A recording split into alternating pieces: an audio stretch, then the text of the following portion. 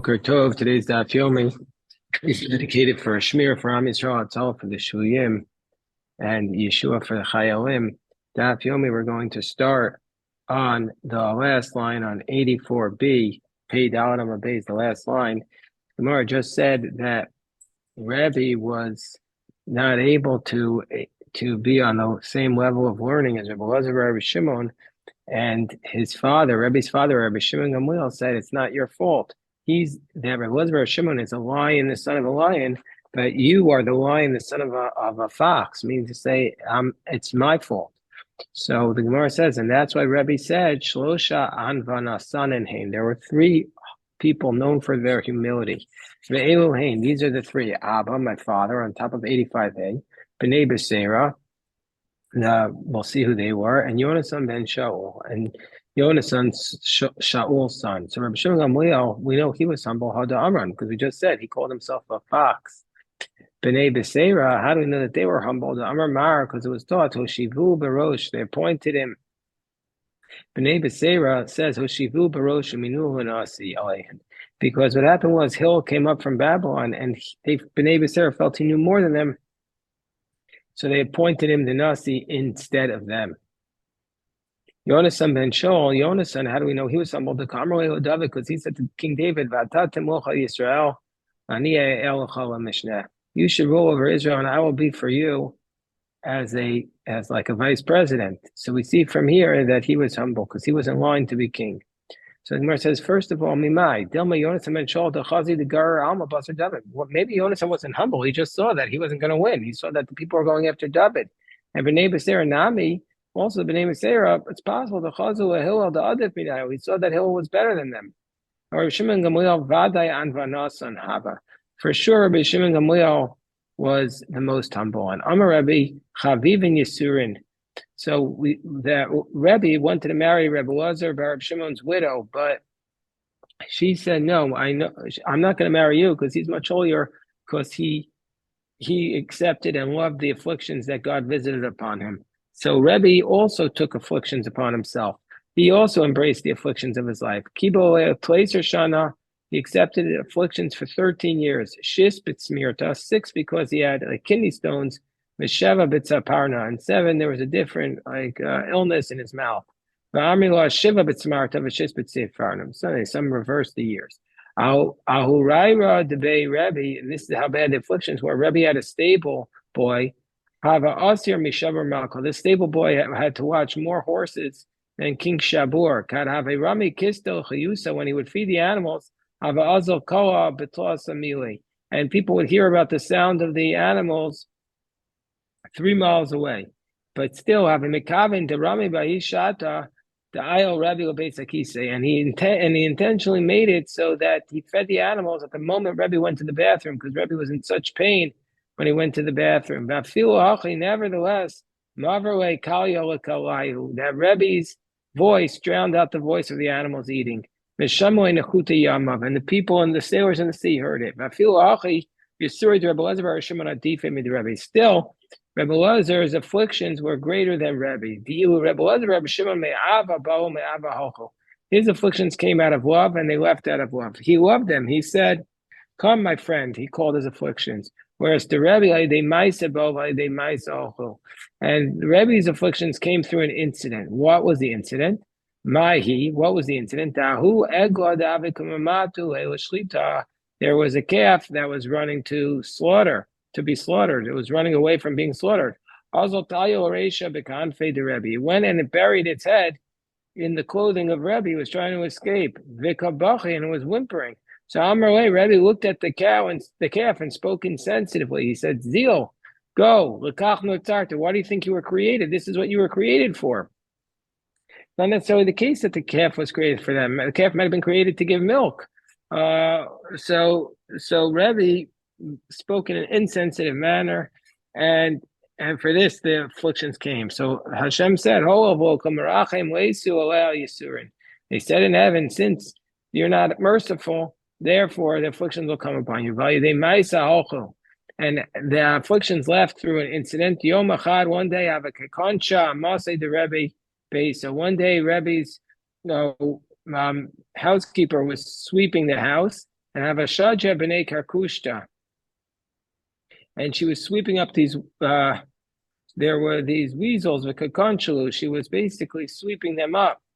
These baby weasels, these little, they had a litter. So Amar, he said to her, Shevkinu, leave them alone. God has mercy on all his creatures. So they said in heaven, Ho Merachem, Nerachem, since you have mercy, we're going to have mercy upon you. And Kulashani Yisuri to Rebbe Lazar, Shachav Inish below his money. The whole lifetime of Rebbe Lazar, nobody died prematurely. Kulashani Yisuri to Rebbe, Itzrach Alma Mitra. All the years that Rebbe was having afflictions, the world didn't even need rain. The Amarav Barav Shila Kashi Yoma Demitra Kayoma de Dina means to say we need rain, but it's even better if we lived in a world where there was no rain. And the days of rain are sometimes even worse than the days of judgment. It floods, it causes problems. If it were not for the fact that the world needs rain, the people would pray for there to be no rain and they would cancel it. And I feel nevertheless, even during those days when they would lift up a radish from the bed, a flower of the bed on the earth, there was a ditch filled with water. So the ground was plenty moist. So Rebbe, he had tried to marry Rebbe Elazar bar Shimon's wife. She turned him down. Rebbe came to the place of Rebbe Elazar bar Shimon. He said, Yeshlo ben va'oso tzaddik. He says, does this tzaddik have a son? Amrlo Yeshlo ben v'kol zonach and iskeres b'shanim socharta b'shmona.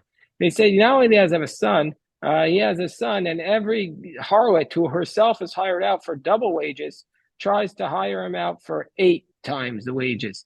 Not clear whether he accepted it, but it seems to be like his son was not on the straight and narrow path. So Asya asked Rebbe. Rebbe gave him smicha. Why did he give him smicha? He wanted to tell him by giving him smicha that he believed in him. Rebbe Shimon ben Isi, and he gave him to his uncle, to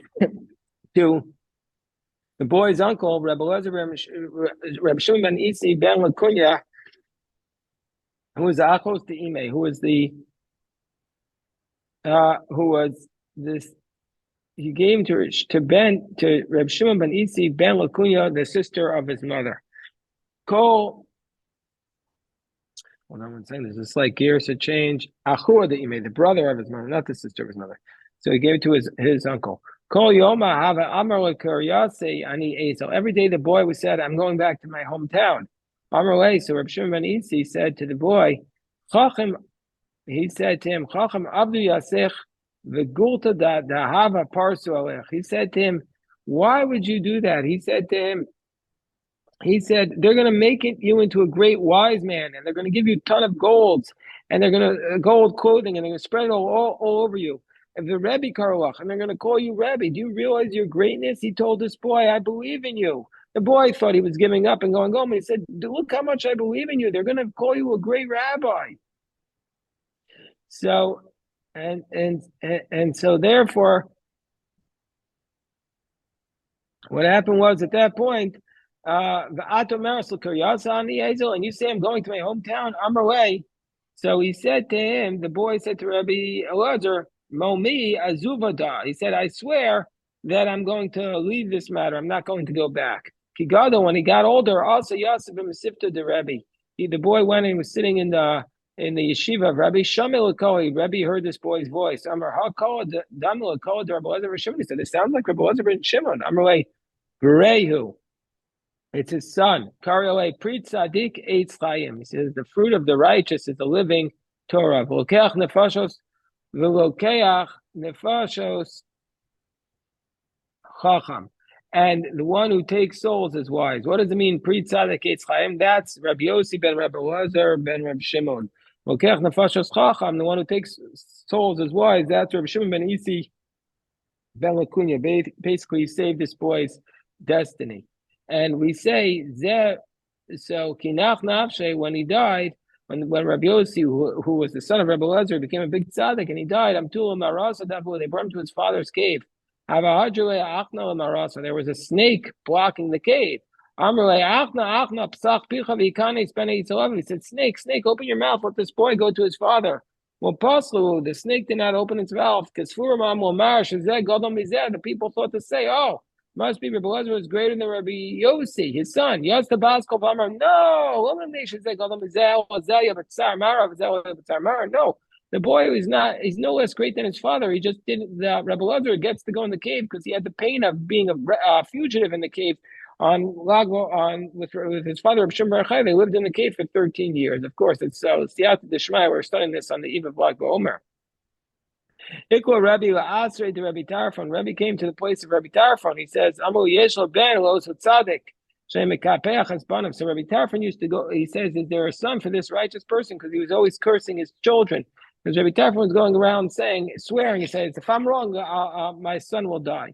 So we see from here that, so he says, does he have a son? I'm a little Ben Elo. He has no son, but Ben Bas Yeshlo. But he has a grandson through his daughter. Every harlot wants to hire him.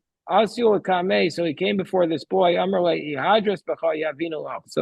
Rebbe says to the boy, if you go back, I'll give you my daughter.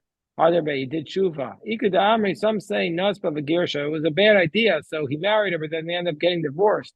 Some say they never got married at all. They don't want him to say that this one repented, that he repented just so he can marry his daughter. Why was Rabbi going such a degree to bring these boys back to Torah? Whoever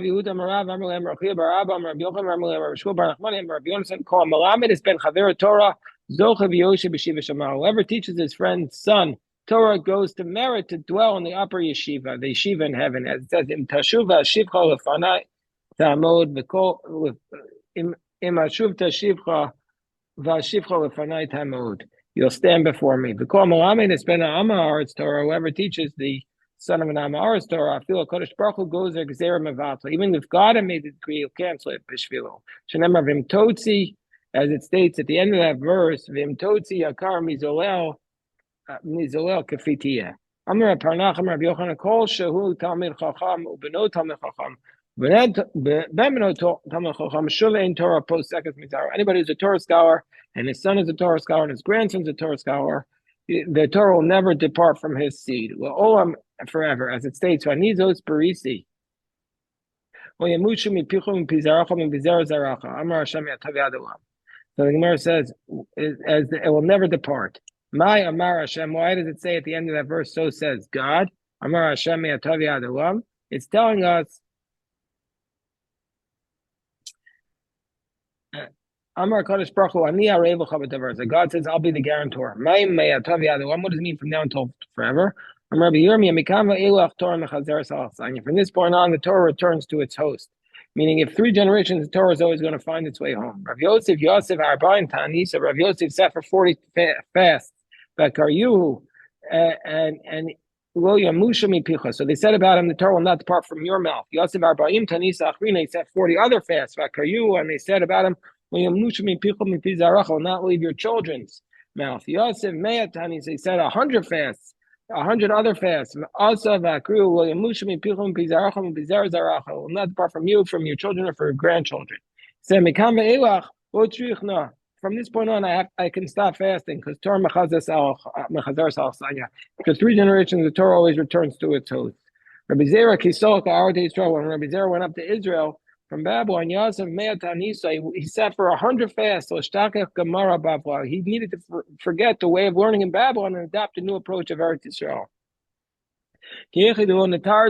So that he wouldn't be distracted by the different approaches to learning. Yosef me'achrina. And then he did another 100 fasts that Rebbe Elazar should not die in his lifetime because then he'll have to take his leadership role. He didn't want to become the synagogue president, then he's going to be responsible for the communal needs. And then he did another 100 fasts that the fires of Gehenna wouldn't descend upon him. Every 30 days he would check himself. Shagar Tanura, Salak Yosef, he would light up the oven and go inside to see if he would get burned. And the fire wouldn't touch him. But one day, the rabbis put their ayin hara on him, and his thighs got burnt. They call him the small one whose thighs are burnt. So who's the wise one? Who is the man who is wise and understands this? Who's the one who said this? He says, why did we lose the world? What meaning to say, why was the temple destroyed? Davar zeh. What's the reasoning? The Gemara says on top of 85b, Amru Chachamim will pursue. The sages said this. We don't know the reasoning. Amru Nevi'im will pursue. Ad Shapir Shakadosh Baruch Hu Ba'atzmo. God Himself explained it. Vayomer Hashem. What's the reason why the temple was destroyed? Says Hashem. Because they abandoned my Torah that I gave before them. Amar Rav Yehuda, that the Jewish people, why was the temple destroyed? Because they did not recite the blessing of Birkas HaTorah. Before we study Torah, they have to recite the blessing of Birkas HaTorah before studying Torah. They have to recite a blessing over Torah before studying Torah. Because the Jewish people in that generation did not recite the blessing, that 3 blessings in the morning that we recite before studying Torah. For this reason, the temple was destroyed. Why? What's so bad about it? They were always studying Torah. I know, but if you don't recite a blessing over the Torah, you're saying like the Torah is like any other subject. Okay, I'm just an intellectual curiosity. I'll study the Talmud for intellectual curiosity. No, the Torah is special. Also, if you don't recite a blessing over it, we're saying we don't view it as a special gift from Hashem. We don't appreciate it. We're not expressing gratitude. So the temple was destroyed because we didn't express the gratitude over the gift that Hashem gave us all of having the Torah. Amarav Chama Maidach said, "B'lev navon tanua chachma b'keref ksilim tivada." What does that mean? So the verse means Zeh Tama Chacham Ben Am Haaretz. When it says, when it says B'lev navon tanua chachma b'keref ksilim tivada, B'lev navon tanua chachma, in the heart of the wise, wisdom will rest. That refers to a Torah scholar, the son of a Torah scholar, meaning it'll be quiet there. B'kerev ksilim tivada, and the innards of the fools, it will be known that Talmud Chacham and Am Haaretz. This is if the Torah scholar is the son of Am Haaretz. And Amrullah, I know this is what people say, Astira Belgina Kish Kish Karya. That if you drop one coin into a empty jug, it makes a loud noise. So if you have a Torah scholar that's sending them an Am Haaretz, that makes a big roishim on the world, makes a big mark. What do we do with the verse? Katon v'gadol shamhu ve'eved chavshi me'adonav. What do we do with the verse? Small and great he is there, and he's a slave freed from his master. Do we not realize that there's a small and big person there? Ella. So the pasuk is teaching us, it's not talking about 2 different people. It's teaching us, Torah. Whoever makes himself small for Torah in this world will become great in the world to come. Whoever makes himself like a slave for the words of Torah in this world will become tremendously free in the world to come. Rish Lakish was marking the graves of the Rabbanan. Why was he marking them? So Rashi tells us that he didn't want the Kohanim to go there and become tamei by coming into those graves, but he didn't want specifically the takoa, their mistake, to happen from the tzaddikim, because the tzaddik didn't want to say, "Oh, I made you tamei," even though they're dead. So, but others say no. He specifically is marking the graves of tzaddikim because it's an Indian of going to the tzaddikim to visit their graves. So Rish Lakish was marking their graves. When he came to Rebechia's grave, Yalma Minei, he couldn't find it. So he was upset. So Amar Rabbi Ona Shalom, well, Papati Torah Kamoso, he said, didn't I study Torah just like him? Yatz the Baskal V'Amar, a heavenly voice came out and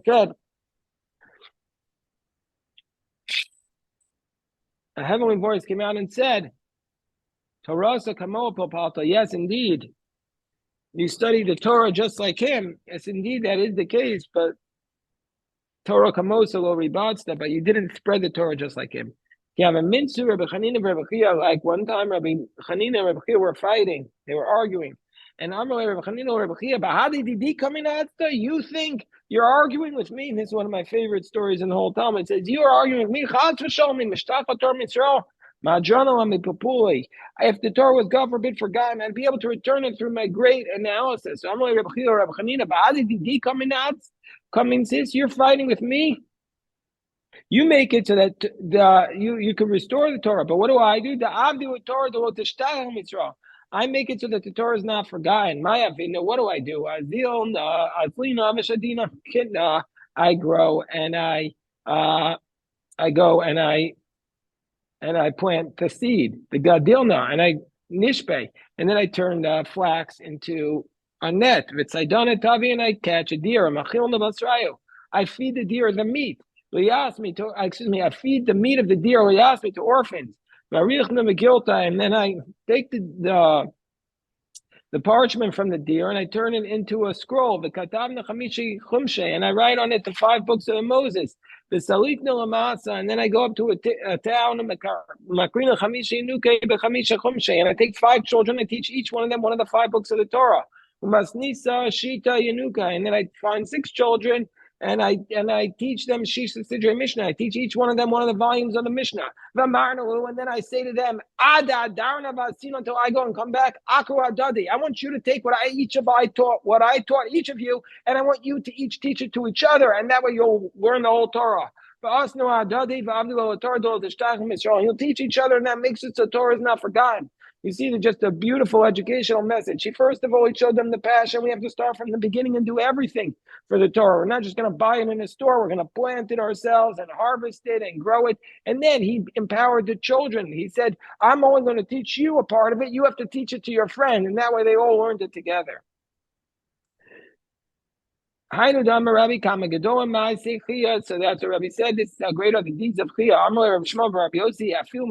He said, are his deeds even greater than you? He said, so he said, what about from your father? No, not greater than my father. Israel. Never going to be greater than my father.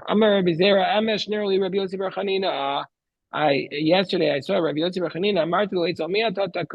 I said, who are you with in heaven? I'm next to Rabbi Yochanan. Rabbi Yochanan, it's Rabbi Yana. Rabbi Yochanan is next to Rabbi Yana. Rabbi Yana, it's me, Rabbi Chanina. He's next to Rabbi Chanina. Rabbi Chanina, it's me, it's Rabbi Chia. Amarti o Rabbi Yochanan, it's Rabbi Chia. So I said to him, was Rabbi Yochanan, it's Rabbi Chia. What was Rabbi Yochanan able to be next to Rabbi Chia? Amarli, Ba'asr is a kukin denuura ubaurin the asha man mile barnafka taman. In a place where there's sparks of fire and torches of fire, do you think you could bring Rabbi Yochanan, was like a blacksmith, the son of a blacksmith there? No, you can't bring Rabbi Yochanan next to Rabbi Chia. He's not as holy. Amar Rav Chaviva. So then Rav Chaviva said, Ishtayli Rav Chaviva bar Surmki. You explained to me. There was one of the rabbis who Elijah was near. He saw that at night they had good eyes. But in the morning his eyes were good, but at night his eyes looked like they were burnt in fire. I'm like, my eye, what's going on? Because they said to Elijah, show me the rabbis when they go up to heaven.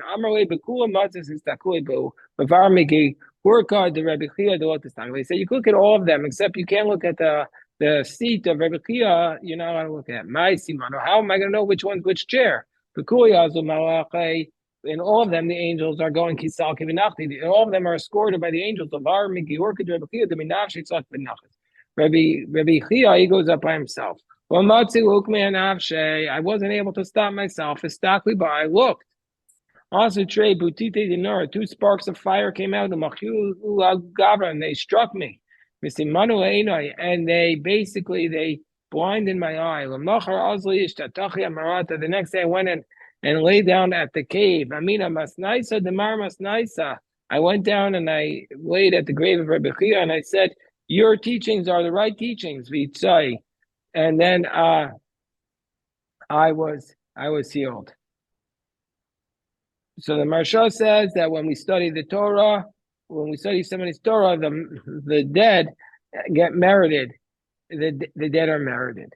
So Eliyahu Eliyahu was found in the yeshiva of Rebbe. Yom Echad Reish Yachav. One day was Rosh Chodesh.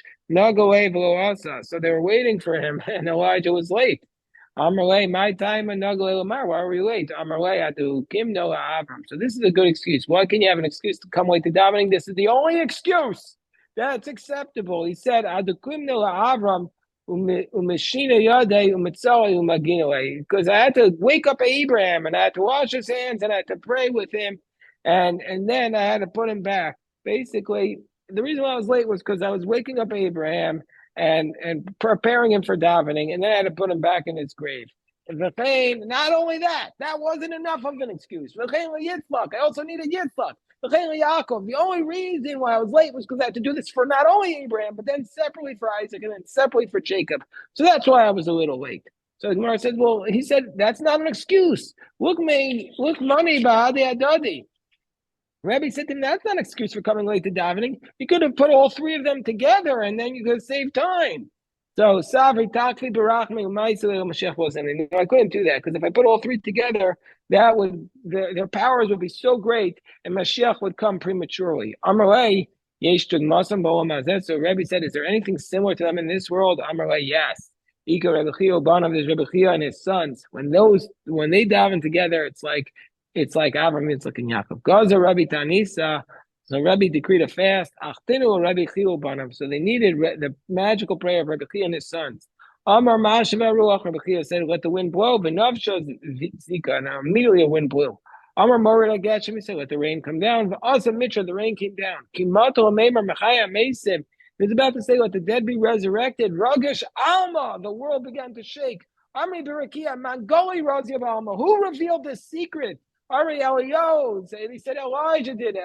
Asu Eliyahu, they brought him Machiu Shitim Pulsa Denara. They struck Elijah with 60 lashes of fire. Also, Idamilu Kaduva Denura. Elijah came and he appeared like a bear in a fire, like a fiery bear. Al Banayu Uturadinu. And he entered amongst them and he stopped the prayer. Shmuel Yarchina Asya de Rebbe Avi. Shmuel was an expert in the moon, but he was also the doctor of Rebbe. Cholash Rebbe Be'ene. Rebbe got sick in his eye. He got an eye infection. Amar Shmuel said, I'll give you a medicine, and then you'll be healed. Amar Lo Yachilna. I can't take it. I can't take the medicine. It doesn't agree with me. So Shmuel said, Eshtar Lach Mishtar. So, okay, I'll spread it out. Amar Lo Yachilna. He says, no, this is too much for me. Having most of Begovsa the Samni Tute Beisaja Vitze. So what he did was he spread the medicine under his pillow and then it went up into Rebbe's eye, and that's how he was healed. So I've come and star Rebbe the Mismachai. Rebbe wanted to give Shmuel ordination. It never worked. Amarle, lo star mar with the Dichazali Sifra the Adam Rishon. So Shmuel said to Rebbe, don't be upset.